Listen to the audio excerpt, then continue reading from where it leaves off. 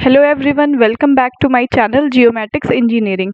और आज हम बात करने वाले हैं एटमॉस्फेरिक विंडोज़ के बारे में। तो शुरू करते हैं। एटमॉस्फेरिक विंडोज़ के बारे में बताने से पहले मैं थोड़ा सा ये बता देना चाहती हूँ, इलेक्ट्रोमैग्नेटिक स्पेक्ट्रम का रिमोट सेंसिंग में कौन सी बैंड का क्या यूज़ है। जैसा कि हमने लास्ट लेक्चर में अपने देखा था, इलेक्ट्रोमैग्नेटिक वेव्स और इस इलेक्ट्रोमैग्नेटिक स्पेक्ट्रम के बारे में हमने पढ़ा था। तो ज़्यादा टाइम नहीं लूँगी मैं, इसको बता देते हैं। तो रिमोट सेंसिंग में बैंड्स, जब सैटेलाइट इमेज आती है हमारे पास तो उसमें डिफरेंट बैंड्स होते हैं। तो उस बैंड से हम कौन से फीचर को किस बैंड से आइडेंटिफाई कर सकते हैं इजीली, वो चीज़ें हैं यहाँ पे। जैसे ब्लू ग्रीन रेड बैंड है हमारी विजिबल रेंज की। तो ब्लू बैंड से जो हमें है सॉइल की, प्लांट टाइप की, forest type, buildings, roads, coast and water, इसकी इंफॉर्मेशन आसानी से मिल जाती है। ग्रीन में borders between types of vegetation and traces of buildings and roads. Green में भी बिल्डिंग्स और रोड्स कॉमन है, ब्लू ग्रीन दोनों में हमें पता चल सकता है। रेड जो है वो chlorophyll absorption for plant identification and manmade feature like building and road. Red तो क्लोरोफिल अब्जॉर्प्शन के लिए एक अच्छा है, और दूसरा मैनमेड फीचर जो बिल्डिंग्स और रोड है उसके आइडेंटिफिकेशन के लिए अच्छा है। तो ब्लू ग्रीन रेड तीनों में एक तो कॉमन चीज़ है, बिल्डिंग्स और रोड की आइडेंटिफिकेशन की जा सकती है। चौथा हमारा नियर इंफ्रारेड बैंड है। तो इससे हम the amount of biomass, vegetation type क्या है, water body identification, degree of soil moisture, ये सारी चीज़ें आइडेंटिफाई कर सकते हैं। और इसमें ऐसा नहीं है कि आपके पास सैटेलाइट इमेज आएगी, आपने बैंड को देखा और तुरंत आइडेंटिफाई कर लिया। बहुत सारे इंडाइसेस बने हुए हैं, जैसे एनडीवीआई है, एनडीडब्ल्यूआई है। इनको पहले इस पे बैंड्स को रन करना होता है, फिर आउटपुट जनरेट होके आता है, फिर कुछ वैल्यूज मिलती हैं आपको, उस वैल्यूज से आइडेंटिफाई करते हैं हम फीचर्स को। तो उसको हम आगे पढ़ेंगे, एडवांस रिमोट सेंसिंग में जब जाएंगे तो उसके बारे में बात करेंगे। ओके। मिड इंफ्रारेड है the amount of moisture in vegetation in soil. Vegetation soil में कितना अमाउंट ऑफ मॉइस्चर उसका हम पता कर सकते हैं। टाइप्स ऑफ रॉक के बीच में डिफरेंस को डिस्टिंग्विश कर सकते हैं। थर्मल इंफ्रारेड, इस बैंड से हम लोग वेजिटेशन स्ट्रेस के डिफरेंस को पता कर सकते हैं। Soil moisture, relative amount of heat के बारे में पता कर सकते हैं। माइक्रोवेव, माइक्रोवेव का यूज हम लोग बरीड आर्टिफैक्ट्स, अरिड रीजन, जो डेजर्ट रीजन है वहाँ पे बरीड आर्टिफैक्ट्स का पता कर सकते हैं।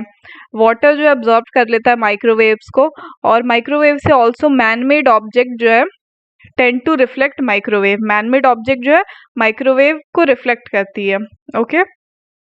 ये मैंने कुछ सेंसर्स के नाम बता रखे हैं, जैसा कि ऑप्टिकल जो सेंसर होता है रिमोट सेंसिंग में, लिस और पैन एक सेंसर है। माइक्रोवेव रिमोट सेंसिंग में यूज होने वाला सार, एसएलआर भी है। थर्मल रिमोट सेंसिंग में एलएस, टीएम, टीआईआर, ये सारे सेंसर्स यूज होते हैं। ओके। तो अब हम बात करते हैं एटमॉस्फेरिक विंडोज के बारे में। तो उसके लिए सबसे पहले शुरू करते हैं। तो कल ही हमने बात की थी, जब इलेक्ट्रोमैग्नेटिक वेव सन से होके अर्थ सरफेस तक आती है तो इलेक्ट्रोमैग्नेटिक रेडिएशन होता है वो। तो अगर कोई भी एनर्जी सन से अर्थ तक आ रही है तो वो एक मीडियम के थ्रू होके आती है। और मीडियम क्या है? मीडियम है हमारा एटमॉस्फेयर। मीडियम हमारा एटमॉस्फेयर है। तो जब भी रेडिएशन जो है अर्थ तक आती है उसको एटमॉस्फेयर से गुजर के जाना पड़ता है। तो एटमॉस्फेयर से गुजरने का क्या मतलब है? जब भी एटमॉस्फेयर से कोई भी वेव, इलेक्ट्रोमैग्नेटिक वेव गुजरती है, तो जो हमारा इलेक्ट्रोमैग्नेटिक स्पेक्ट्रम है वो, जैसा कि हम जानते हैं, वो डिफरेंट रेंज ऑफ वेवलेंथ्स को कैरी करता है। तो इस पाथ से जब गुजरता है एटमॉस्फेयर से इलेक्ट्रोमैग्नेटिक रेडिएशन, तो कुछ स्पेसिफिक वेवलेंथ की जो स्पेक्ट्रल रीजन्स होते हैं, जैसे gamma ray, X ray, UV ray, जो नेचर को हार्म कर सकते हैं, वो सारे एब्जॉर्ब हो जाते हैं, एटमॉस्फेयर में ही एब्जॉर्ब हो जाते हैं। कुछ पास थ्रू हो जाते हैं और कुछ वापस एटमॉस्फेयर से रिफ्लेक्ट हो जाते हैं। ओके। तो the area of electromagnetic spectrum, that area absorbed by atmospheric gases.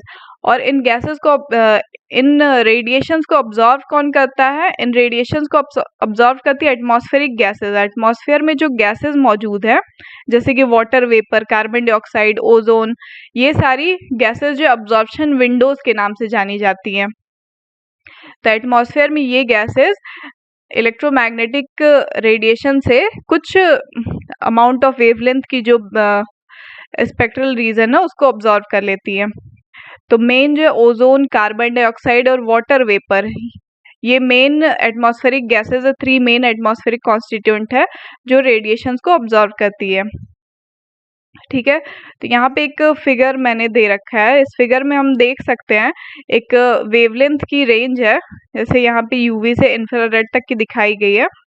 और यहाँ नीचे जिस एटमॉस्फेरिक गैसेस के बारे में हम बात कर रहे थे, water vapour, carbon dioxide, oxygen and ozone, methane, तो इसमें ये बताया गया है कि कौन सी गैस किस वेवलेंथ को कितना अमाउंट तक एब्जॉर्व कर लेती है या किसको रिफ्लेक्ट कर देती है। तो जैसा कि एक तो कॉमन चीज है विजिबल रेंज जो है हमारा, वो हर जगह से पास थ्रू हो जा रहा है अर्थ सरफेस तक, ये कहीं पे भी अब्जॉर्व नहीं हो रहा है। ठीक है, ऑक्सीजन एंड ओजोन, इसमें जो है हमारी यूवी रेज ये पूरी तरह से अब्जॉर्व हो गई है। इंफ्रारेड की बात करें तो ये इसका कुछ पार्शियल अमाउंट ऑफ जो एनर्जी है वही अर्थ सरफेस तक पहुंच पाती है, बाकी इसके कुछ अमाउंट ऑफ एनर्जी एटमॉस्फेयर में ही अब्जॉर्ब हो जाती है। Okay, some types of electromagnetic radiations easily pass through atmosphere while other types do not। जैसे यहाँ पे इंफ्रारेड रेडिएशन है, इंफ्रारेड रेडिएशन ये एटमॉस्फेयर की विंडो है या खिड़की बन रखी है, जैसा अभी हम बात कर रहे थे। इंफ्रारेड कुछ अमाउंट ऑफ पास नहीं हो पाता, अब्जॉर्व हो जाता है, कुछ अमाउंट ऑफ इसका रिफ्लेक्ट हो जाता है। विजिबल लाइट पूरी तरह से पास थ्रू हो जाता है। यूवी रेडिएशन का भी कुछ अमाउंट जो है वो पास नहीं हो पाता, अब्जॉर्व हो जाता है एटमॉस्फेयर में ही, और पार्शियल अमाउंट ऑफ एनर्जी जो है पास थ्रू हो जाता है एटमॉस्फेयर से। एक्स रेज, गामा रेज ये नेचर के लिए हार्मफुल है, इसलिए ये एटमॉस्फेयर में ही अब्जॉर्व हो जाती हैं। ओके, तो यहाँ पे भी उसी को बताया गया है, जैसे गामा रेज जो अभी हम बात कर रहे थे, X ray, UV light upper atmosphere में ही ये ब्लॉक हो जाती है, ये रेज अब्जॉर्व हो जाती है वहीं पे। विजिबल लाइट पूरी तरह से हमारा पास थ्रू होके अर्थ सरफेस तक पहुंच जाती है। Most of the infrared spectrum absorbed by atmospheric gases, infrared का मोस्ट ऑफ द जो पार्ट है वो एटमॉस्फेयर में एब्जॉर्व हो जाता है, कुछ पार्ट जो है वही अर्थ तक पहुंच पाता है। रेडियो वेव्स कुछ ऑब्जर्व हो जाती है अर्थ तक, और जो एकदम लॉन्ग वेवलेंथ की रेडियो वेव्स है वो एटमॉस्फेयर में ब्लॉक हो जाती हैं। ओके, यहाँ पे हम जो इलेक्ट्रोमैग्नेटिक स्पेक्ट्रम के हमारे ना उसके बारे में थोड़ी बात कर लेते हैं, कौन से रे अब्जॉर्व होती है नहीं होती है, उसके क्या यूजेस हैं। तो गामा रेज जो है, पहली बात तो ये सन से आती है और पूरी तरह से, अभी हम बात कर रहे थे, कंप्लीटली अब्जॉर्व हो जाती है अपर एटमॉस्फेयर में, और इसका यूज जो है रिमोट सेंसिंग में नहीं होता है। गामा रेडिएशन ज्यादातर रेडियो एक्टिव मिनरल से डिटेक्ट किया जाता है। एक्स रेज भी हमने बात की थी पहले ही कि ये जब एटमॉस्फेयर में आती है तो ये भी पूरी तरह से अब्जॉर्व हो जाती है, और इसका भी रिमोट सेंसिंग में इस्तेमाल नहीं किया जाता। रिमोट सेंसिंग में क्यों नहीं इस्तेमाल किया जाता? क्योंकि रिमोट सेंसिंग हमने पहले लेक्चर में ही बात की थी कि वो की है, वो मतलब वही एनर्जी डिटेक्ट करती है जो अर्थ सरफेस से रिफ्लेक्ट होके जाती है। गामा और एक्स जब अर्थ तक पहुंचेगी ही नहीं तो रिफ्लेक्ट कहाँ से होंगी, तो इसीलिए इनका इस्तेमाल रिमोट सेंसिंग में नहीं होता है। अल्ट्रावायलेट और यूवी, ये जो है एटमॉस्फेयर वेवलेंथ जो लेस देन 0.3 mm है, ये कम्प्लीटली एब्जॉर्व हो जाता है ओजोन से। ओजोन लेयर जो हमारी एटमॉस्फेयर में उसमें लेस देन 0.3 mm की एटमॉस्फेरिक वेवलेंथ जो है यूवी की, वो अब्जॉर्व हो जाती है। फोटोग्राफिक यूवी जो होती है ये ट्रांसमिट हो जाती है एटमॉस्फेयर से, और ये आराम से detectable with film and photo detectors. ठीक है, पर इसका एटमॉस्फेरिक स्कैटरिंग के बारे में हम आगे बात करेंगे। एटमॉस्फेयर में ये हमारा एटमॉस्फेयर है, कोई एनर्जी आ रही है तो इसमें स्कैटरिंग जो है, मल्टीपल स्कैटरिंग हो जाती है वेव्स की, कुछ वापस आएंगी, कुछ रिफ्लेक्ट हो जाएगी, कुछ अब्जॉर्व हो जाएगी एटमॉस्फेयर में। और विजिबल रेंज जो है ये भी डिटेक्ट किया जाता है फिल्म और फोटो डिटेक्टर से, क्योंकि ये एटमॉस्फेयर में अब्जॉर्व नहीं हो जाती है, आसानी से ट्रांसमिट हो जाती है। Infrared interaction with matter varies with wavelength. Atmospheric transmission windows are separated by absorption bands. इसमें भी वही है, कुछ partial portion of इंफ्रारेड जो है एटमॉस्फेयर में अब्जॉर्ब हो जाता है, कुछ रेडिएशंस तक पहुंच पाती हैं। Reflected infrared, this is primarily reflected solar radiation and contains no information about thermal properties of material की कोई information नहीं होती इनमें। कॉमनली इसको 3 पार्ट्स में बांटा गया रिफ्लेक्टेड इंफ्रारेड को, near infrared, middle infrared and short wave infrared को। ठीक है, तो इसमें जो है हमारा 0.7 से 0.9 mm यही जो है डिटेक्टेबल विथ फिल्म है, और इसको हम लोग बोलते हैं फोटोग्राफिक इंफ्रारेड रेडिएशन। ओके, इसके बाद आता है थर्मल इंफ्रारेड। ये प्रिंसिपल एटमॉस्फेरिक विंडोज हैं थर्मल रीजन में। तो इमेजरी जो इस वेवलेंथ में होती है acquired through the use of optical mechanical scanner से इसको डिटेक्ट किया जाता है, फिल्म के थ्रू इसको डिटेक्ट नहीं किया जाता है। माइक्रोवेव, ये लॉन्गर वेवलेंथ होती है और ये आराम से क्लाउड्स एंड फॉग्स को पेनिट्रेट कर सकते हैं। इसका ज़्यादातर एक्टिव रिमोट सेंसिंग में यूज़ किया जाता है एग्रीकल्चर्स के लिए, जैसे खरीफ सीजन में क्लाउड्स ज़्यादा आ जाते हैं, बारिश होती है, तो उस टाइम में ये बहुत हेल्पफुल होता है एग्रीकल्चर की मॉनिटरिंग के लिए। रडार जो है ये भी एक्टिव मोड है माइक्रोवेव रिमोट सेंसिंग का। तो इसमें हमने देख लिया है कि हर एक बैंड्स के बारे में, इनके क्या यूजेस है रिमोट सेंसिंग में, किसका इस्तेमाल होता है किसका नहीं होता है। अच्छा, तो एटमॉस्फेरिक विंडो होती क्या है?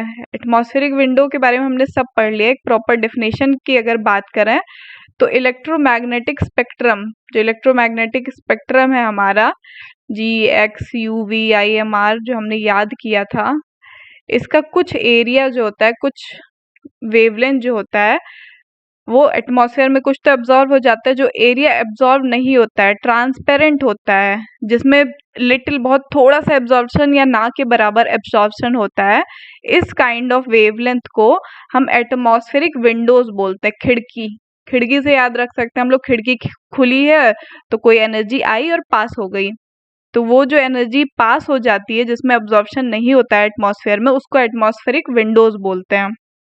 ठीक है, और इसमें हमने एक और चीज पढ़ी थी, हाँ इसमें हमने एक चीज पढ़ी थी, एक तो एटमॉस्फेरिक विंडो हो गया।